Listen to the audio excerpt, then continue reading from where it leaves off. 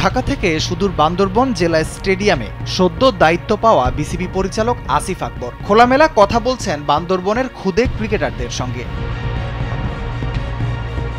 কেন হঠাৎ বান্দরবনে তিনি? যদি বলা হয় প্রতিভা খোঁজার মিশনে, তাহলে হয়তো ভুল হবে না। আসিফ বিশ্বাস করেন পার্বত্য জেলাগুলোতে ক্রীড়ার অনেক সম্ভাবনা রয়েছে, তবে দরকার শুধু বাস্তবায়নের। তিনি মনে করেন পাহাড়ি অঞ্চলের তরুণ প্রতিভা তুলে আনতে পারলে ক্রীড়াঙ্গন আরও সমৃদ্ধ হবে। তাই তো সরজমিনে পরিদর্শনে পৌঁছে গেছেন বান্দরবন জেলা স্টেডিয়ামে।